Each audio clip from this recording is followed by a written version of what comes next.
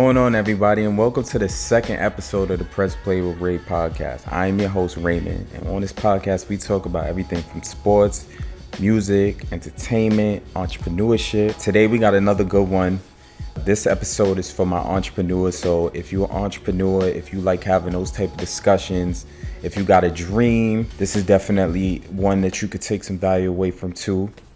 Before we get into it, I do want to remind everyone, be sure to subscribe. Be sure to subscribe to the YouTube channel at Press Play with Ray. Be sure to, check us out wherever you feel to listen to podcasts, whether that's YouTube, we're on Spotify, we're on Apple, we're on Amazon Music. Everywhere that you listen to podcasts, we're on. And you can also follow us on all the socials. So, yeah, just follow us, share it, comment, let us know what you think.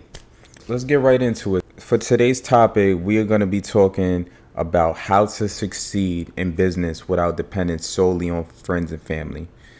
I think this topic is really relative for somebody starting out, whether it's in business or whatnot. In this situation, I focus mainly on business, but I think it's really relevant. I think in the beginning stages, I've seen a lot of posts on social media throughout the years, and it's basically around the idea of why friends and family members, why they not support my business or my music. Or when I understand, I've felt that way to some degree, and I do feel that it's common, right? It's common to want the people around you to support what it is that you got going on.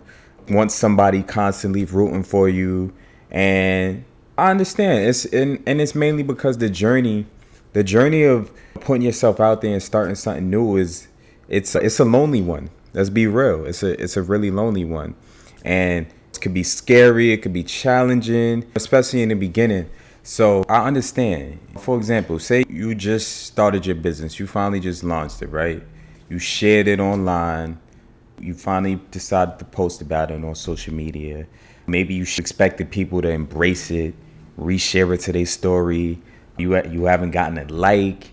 You haven't really been getting the views from the algorithm on your story or something like that. Nobody's liking it. Nobody's commenting on it. You're not getting as much engagement from your peoples as you thought you would. Every time, maybe in the past, every time you shared something on social media that wasn't business related, you was getting all the engagement. But now when we talk about money, when we talking about business, nobody's tapped in. I've been on both sides. I've been on the side of an entrepreneur, posting some of my ventures. And then I've also been on the side of the person that's onlooking, the person that's just a friend or a family member. And I've been on both sides. So I understand. And I've wrecked my brain over this. Not too crazy, but I think it's just it's natural to want like a whole bunch of support. But after some time, after some trials and tribulation, I'm here to just let you know that it's not always that deep, right? It's not always that nobody wants to support you.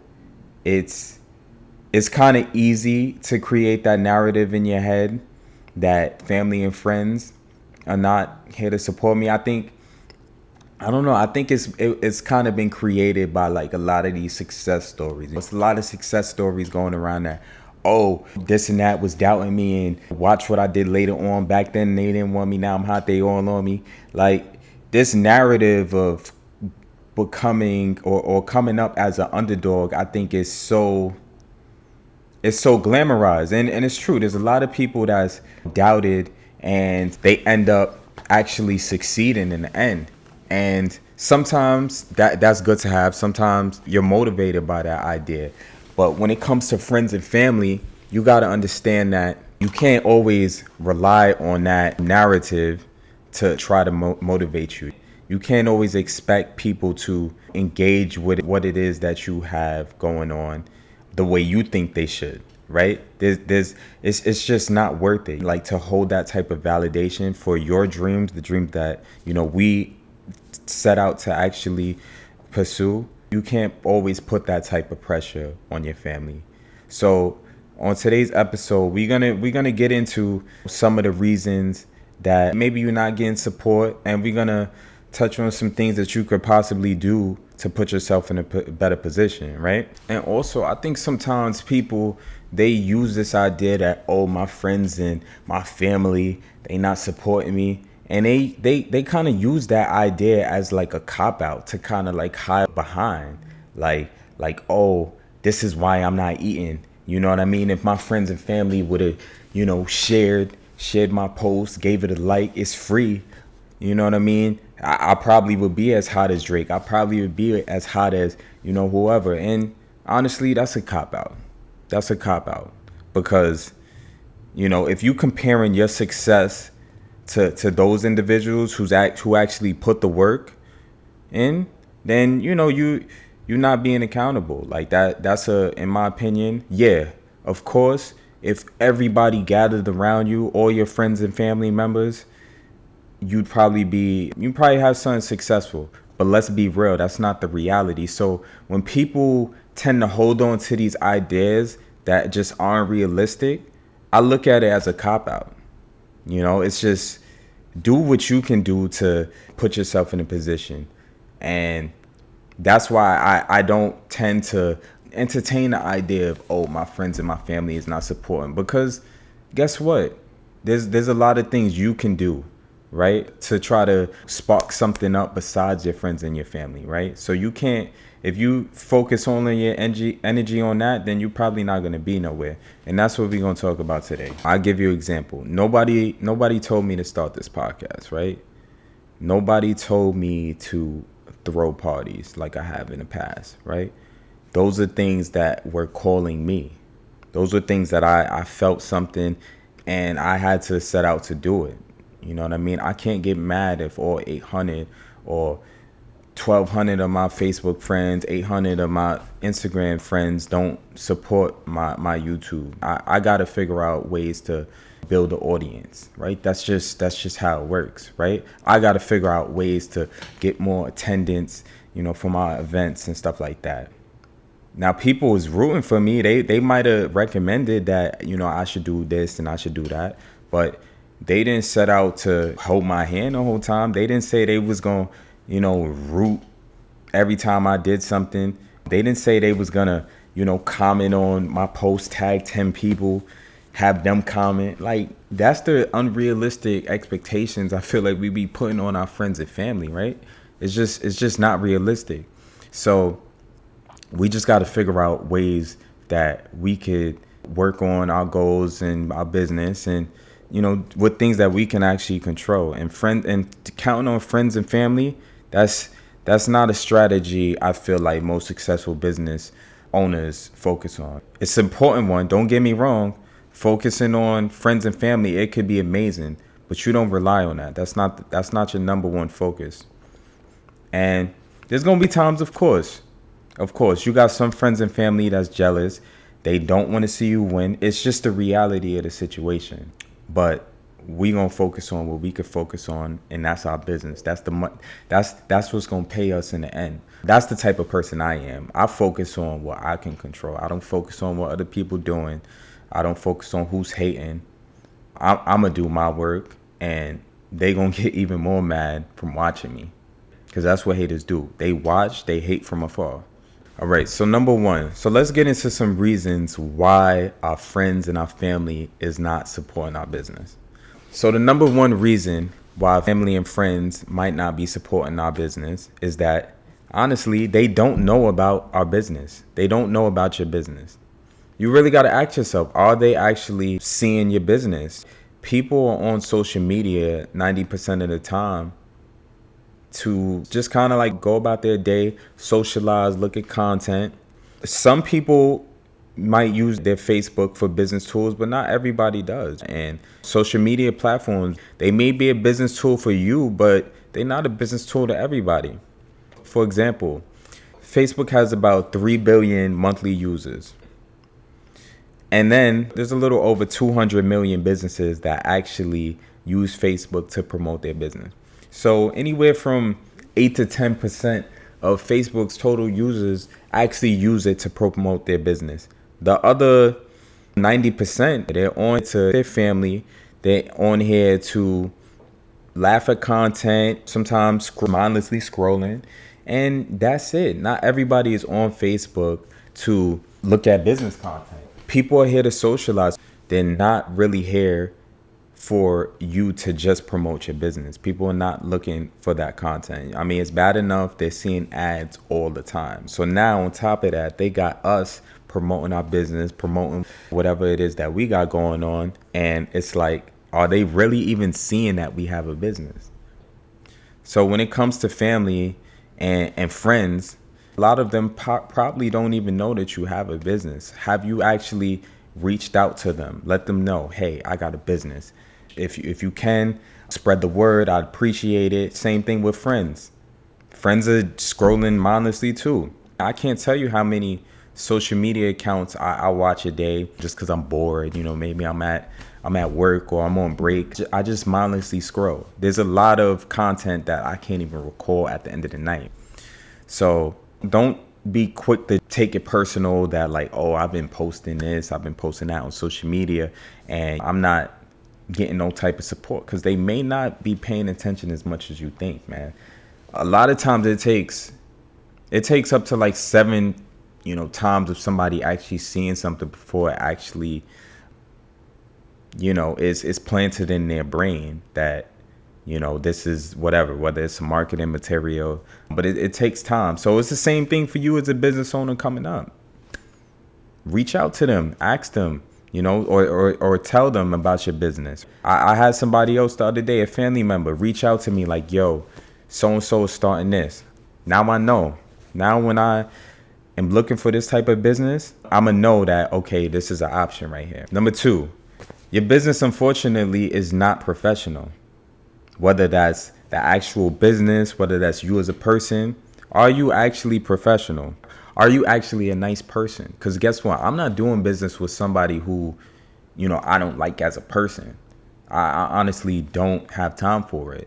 If I go to a store and they acting crazy, guess what? I'm walking out 9 times out of 10. And for me reaching out to an entrepreneur for their services, I'm definitely not reaching out if you're not professional. I just don't have time to, one, waste my money and give it to somebody who don't really value business. A lot can come out of just being a good person, just being respectful. But just be professional, be nice to people that's spending money with you, and I promise you'll have reoccurring customers. So really think about, are you a good person? Is that translating into your business, or are you leaving your customers on red? Are you rude? Are you talking shit about your customers on social media and expecting people, not to pick up on that and say like, damn, is that how you gonna act if I do business with you? So these are things you got to be mindful. Are you providing good customer service? You got a hair salon or you make hair, but are you actually respectful to your customers? Because people pick up on that stuff and they don't come back. So think about all of that and do better. Another thing, are you posting about your business? We just talked about that with the family. But are you posting? A lot of people don't post their business on social media. Maybe they're trying to be cute. They don't want to bring too much attention to yourself. But nah, you're supposed to post that shit. Don't be afraid to post that. Make sure you're posting. And then when you posting, make sure the quality that you're posting on social media is of quality. If the quality isn't good that you're posting, people gonna automatically translate that into how your business is. Okay, this video looks dingy. His work probably looked dingy, and it just could go a long way if you put some attention to detail in terms of your quality with social media. Do you have a website? How can I do business with you? A lot of times people don't even understand how to support what you got going on. Are you making it easy for your customers to actually buy from you?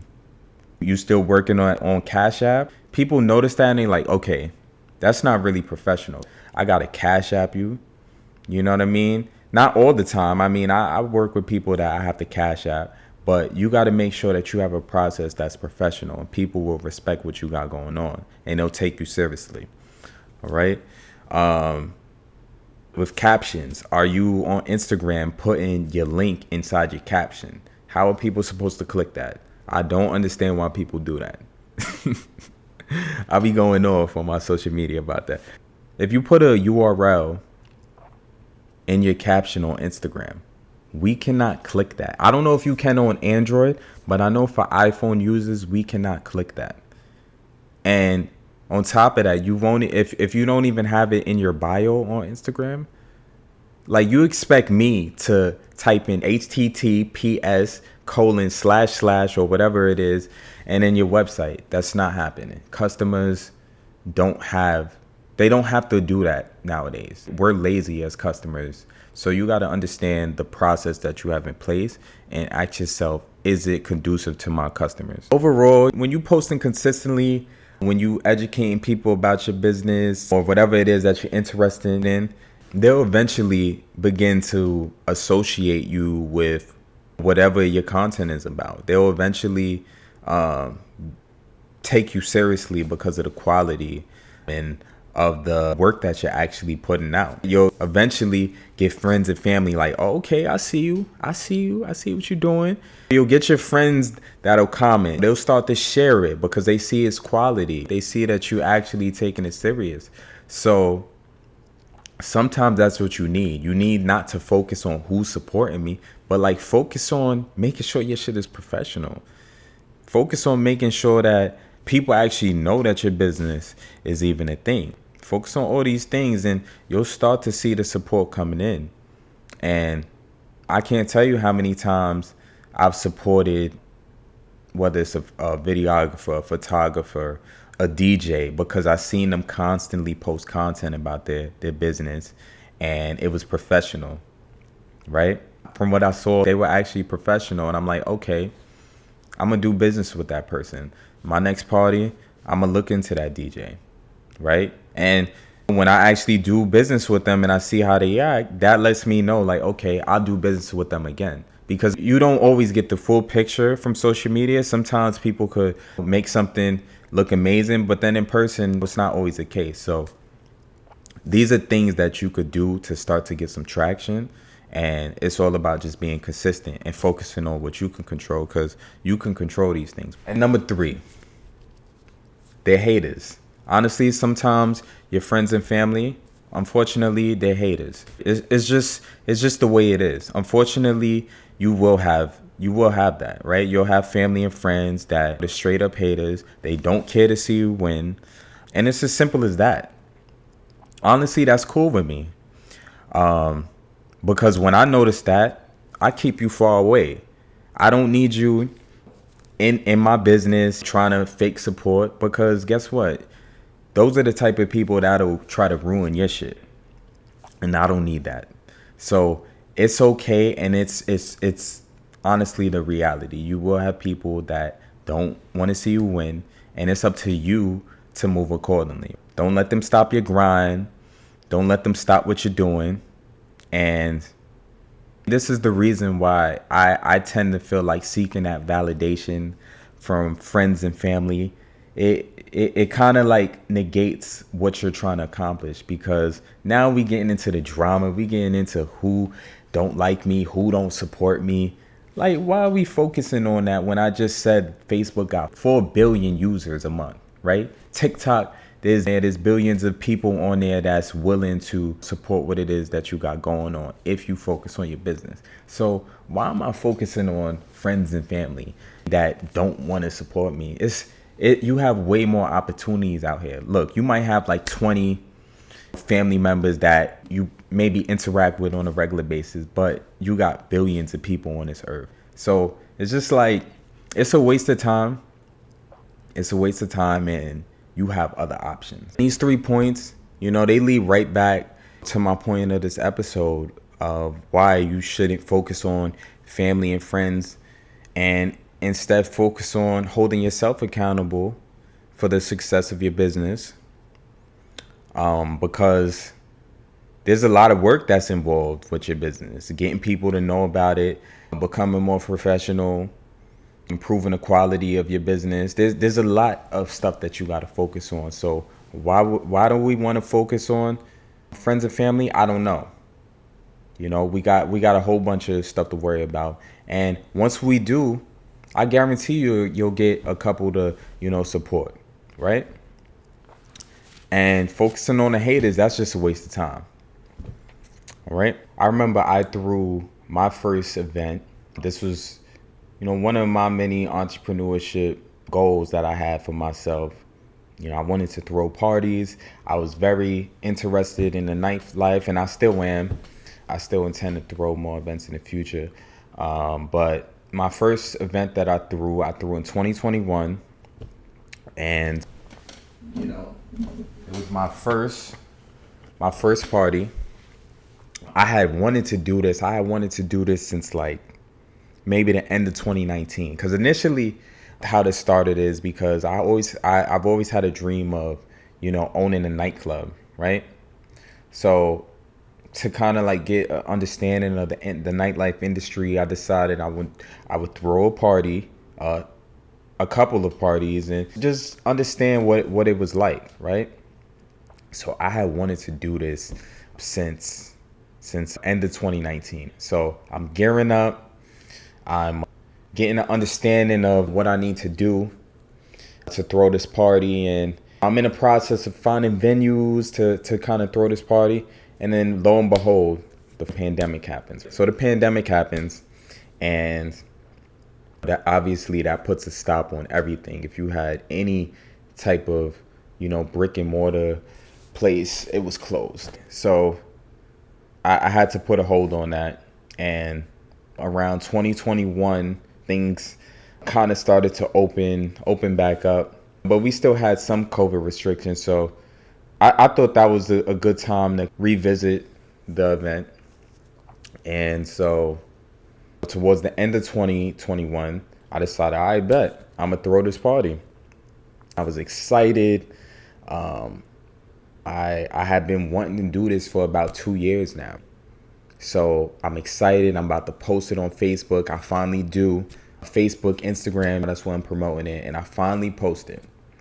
And I was excited, but I was a little bit disappointed at the response that I got. I was expecting to get a whole bunch of tickets bought from friends and family. And honestly, I really didn't sell a lot of tickets. I had to end up reaching out to people. I had to kind of get on my grind. And like I said, at first I was disappointed. I had paid for the venue. I had created some flyers on Canva, and I thought my work was done. I thought all I had to do was post that, and I was going to get tons and tons and tons of support. But that was not the case. So, that hurt. That hurt a little bit at first. And after a while, I started to realize, we getting close.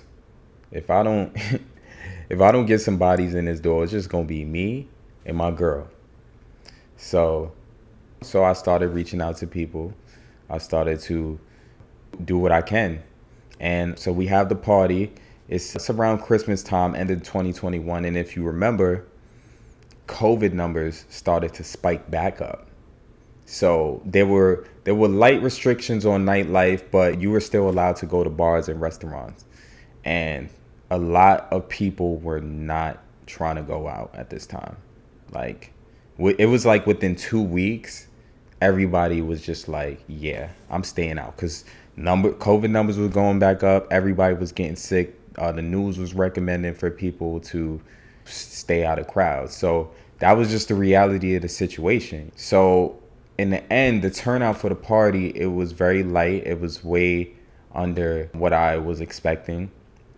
I had some friends, I had some family that popped out, but I want to say I had about like maybe 10 to 15. I'd say about 15 people show up from friends and family. And the thing was, I had friends and family pop out, but I think, like I said in the beginning, when you're an entrepreneur, you think that when you first start out, everybody is supposed to embrace what you got going on. And I don't know who I expected to support, but really what I didn't do was I didn't plan correctly. I didn't think about like the time that we were in. I didn't think about like, oh, are people even gonna want to go out? I just wanted to have this event. So a lot of thought was not put into the planning that was needed to go into it. And unfortunately, that's why I didn't have the turnout that I wanted to. So I learned a big lesson from that event. I had about 15 people come out. You know, we still had a nice little theme. It was the theme of the party was like entrepreneurship and whatnot. You know, it was still fun. And honestly, it was fun because this is something I like to do. I like to go out with my friends. I like to, you know, go out and enjoy nightlife. So I have fun. But unfortunately, with business, planning has to go into it. It's not just about having fun. So that was a big lesson that I learned. So fast forward, I want to say maybe actually a year later. A year later, I actually had my second event. I had it at the same venue in Williamsburg. And this time we actually had a pretty good turnout. We actually had, I want to say that venue that we had, it probably could fit about like 100 people, maybe a little over. And we had just about 100 people. You know, I teamed up with two of my friends, and for months we planned it out. We planned it out, I want to say, for like a good 4 months. And then we threw a Christmas event. We had a great time. We didn't owe any money at the end of the night. You know, that first party, I definitely took a hit financially. But this party, we broke even, and, you know, we paid what we needed to pay. So, you know, in my eye, like, I would look at that compared to my first one as a success. And it's because of the way we planned for it, right? We did a lot of things great, and we thought of different ideas that could negate. We thought about the time, you know what I mean? We thought about what people might have going on around the Christmas holiday. Our Christmas party is usually at the middle of December. Okay, let's try to, you know, get ahead, do it a week before. These are things that we thought about. We did have friends and family support too, so that was great. And we didn't really focus on who wasn't really supporting us. Like, we didn't say, oh, like, this person wasn't supporting us. Like, we didn't have that amount of time, and it helped us out because we didn't play the victim role. So fast forward, I threw another party to about 2 months later. I threw a Valentine's Day party. Me and a friend of mine, we threw a Valentine's Day party. And from coming off the success of the second party, I wanted to see how we could bounce back, how we would succeed in a shorter amount of time, being that we just had such a successful party. I wanted to see, like, was this just a fluke? Was it just luck? We did have a lot of friends and family support. We had also some support from people that weren't friends. We had a great strategy. So I wanted to test it out again. And let's just say this third party, it wasn't as successful as the second party. We didn't have the same family and friend support. So that did knock out like a significant amount of attendees. And it didn't end as great as we would have liked it to. But when I understood that I probably wasn't going to get a lot of family and friend support, I realized that, like, we had to do some other things. So this was a time where, again, after the success of the second party, maybe like the losses from the first party, I realized, like, look, you gotta keep moving. You can't just depend on that, on friends and family. You gotta get going. So I'm doing everything I could. I'm trying to DM everybody, all the friends that I know, asking them, like, hey, can you bring 5 friends? Hitting up people that I've never met, maybe people that I just got on Facebook. I've had them for years. I just reached out to them. I'm doing everything I can. And in the end, as we got like a few weeks closer to the Valentine's Day party, it's like about 2 weeks, you know, registration for the party, tickets are kind of moving slow. So I said, all right. I had some experience with running Facebook ads, Instagram ads, and I had a little budget that I was willing to spend. So I'm like, you know what? Let's try to run some Facebook ads, man. Let's test it out. I had never ran Facebook ads for a party. I work in marketing, so I've run ads on like a large budget, from Google to Facebook to Instagram to Bing, all of that. But I had never done it with my own money, and in a sector like this for parties. So this was going to be a test, and I didn't know what to expect. So I start running the ads. I start running an ad from a recap video that we had previously had. I put like a call to action, free when you RSVP. So I had made the event free. I said, look, I'm gonna just take the hit financially. I want to get as many bodies in the party and just see what we can do with that. So I put the call to action, free when you RSVP, and I started running the ad on Monday, and it was a nice ad. And tell me why we got like 200 RSVPs from that. I could not believe it. Like every day the number increased. First day we got like 30 RSVPs.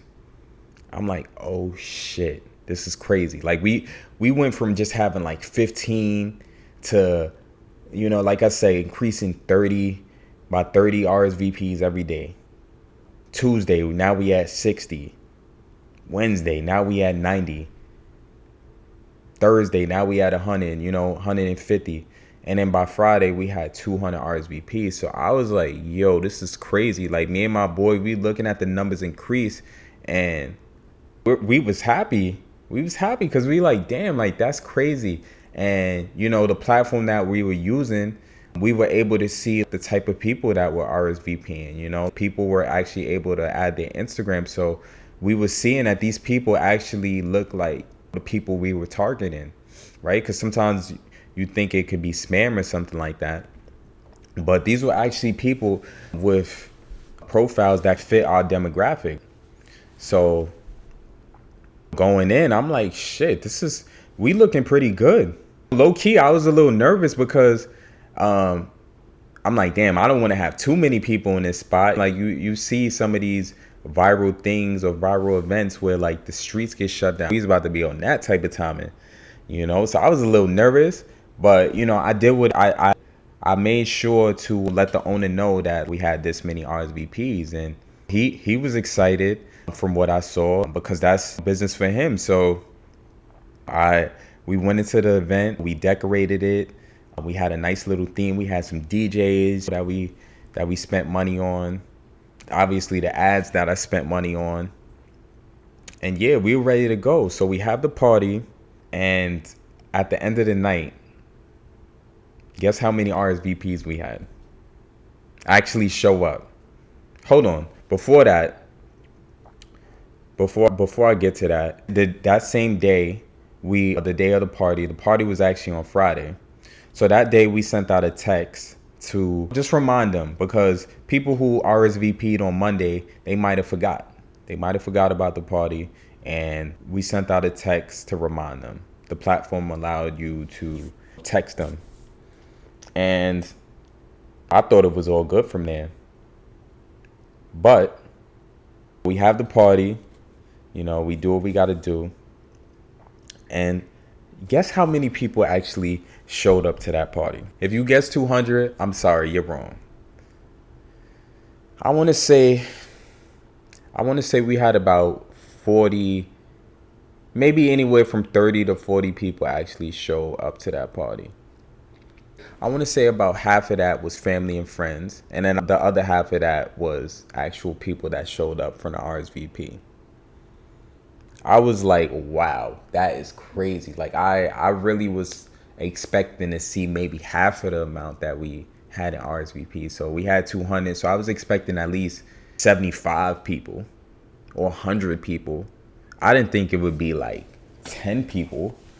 But overall, the party itself, it ended up being good. Luckily, like the space, like it didn't look too empty in there. The DJs, we had some great DJs there to actually put on a show, put on some good music. We had some vendors there that actually had some type of treats and stuff like that. So we made an event out of it, and people actually had a good time.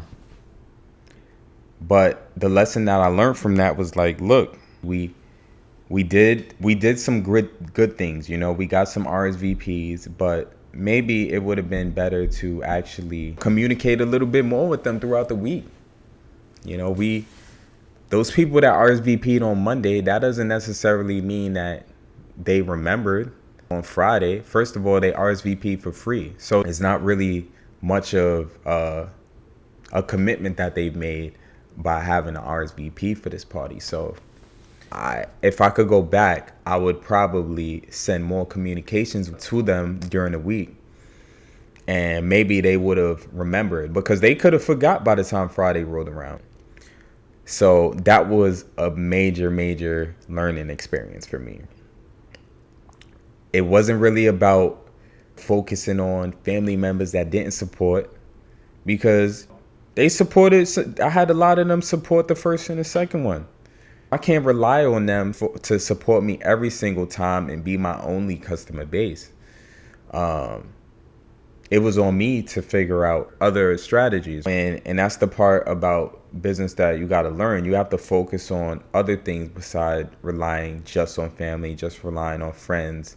Even this ad, objective. Like, I can't only focus on running ads to get attendees, because as you can see, 200 people RSVP'd and only about maybe 10 people actually showed up. But I know that it's an option now because I actually tried it. So I just always go back to that thing about being accountable, because it's your business. You're the one that wants to accomplish whatever it is that you want to accomplish. Me, on the other hand, I wanted to throw a party. I wanted to throw the biggest party and fill up the bar. I wanted to make the bar lots of money. I believe I did. I didn't sell out the venue, but I definitely accomplished the goal of making the bar some money. And that's what I wanted to do too. It was a partnership with the bar. I wanted to provide value in that way so that I could do business with them in the future. So that's what I tend to focus on, not focus on who's not supporting me. And I think, honestly, that'll take everyone to better places if you focus on what you could focus on. Shift the focus into attracting more customers and supporters. Those 10 people that RSVP'd for the party, I saw them having a good ass time. You know what I'm saying? I made sure to engage with them and make them feel welcome. And that's really what you got to do. You focus on strategies to expand, bring in more customers. And I just encourage you to focus on the work that, allows you to grow. Focus on what puts money in your pockets. There's nothing wrong with asking for support, but you don't want to depend on that. You don't want to depend on that validation from friends and family, because you don't have to. You have lots of options today where you can succeed. You have social media with billions of people on it. You have billions of people on this earth that you can focus your attention on, right? So I want you to just shift that mindset if that's something you're going through, and realize that you have the control, right? And then lastly, one thing I want to emphasize in terms of relationships with friends and family, I really urge you not to let your dreams get in the way of a lot of relationships. Try to find that balance and understand who's really like toxic to your dreams versus the people who maybe just aren't aware of what you're going through as an entrepreneur. Maybe just having those conversations with them rather than like just automatically thinking that they're toxic to your dreams, because that's not always the case, right? Not everybody's an entrepreneur. Not everybody has the dreams of doing what we want to do, and give them a little bit of grace before you're so quick to cut them off, right? So I just want to make sure that we take our dreams serious, but don't take them too serious that you're willing to, just cut people off for a reason that are invalid, right? Because life is way more important than some of the things that we tend to think are important. We all want to be successful. We all want to, have the most money and all the recognition. But when it comes to what matters, if you got people that love you, don't fuck up that relationship just because, you have a goal. Trust yourself to accomplish your goal without validation of others. And I think that'll take a lot of us to where we're trying to go, even healthier, because all of that seeking validation shit, it's not healthy for you. So that's all I'll say on that. And for today, I mean, honestly, that's all she wrote for today's episode. I hope this was helpful for anybody struggling with feeling unsupported. I hope you're able to take away from this video that you have a lot of opportunity. You have a lot of opportunity to succeed. And a lot of it starts with us. A lot of it starts with you. And it starts with you being accountable for your dreams, for your business. Sometimes learning the hard way. Sometimes going out your way to be more professional, going out your way to educate people in your business, make sure it's of quality. Like, these are things that you got to do for your business to make sure it succeeds. And if you're focusing too much on other people, friends, family, why they not supporting you, it could be detrimental to the goal that you have. So I want to make sure that we just understand that there's other things we could do to be successful, and we don't got to worry about the negativity. There's people that's hating on us, of course. They definitely hating on us, but we don't got to worry about that. And that's not what we going to do. All right. So I'll see y'all on the next episode. I appreciate y'all if you made it through to the end. And yeah, you know, we'll definitely be here for the second episode. I appreciate you for tuning in. If you haven't already, be sure to subscribe. Be sure to share. Let me know in the comments if you've had any similar situations and, you know, not feeling supported, and let me know how you dealt with that. You know, maybe somebody else might need to hear that. Maybe I might need to hear it. So be sure to comment, subscribe, check us out wherever you listen to podcasts. I'll be releasing the audio version of this. You know, at the time when you see this, the audio version is probably out.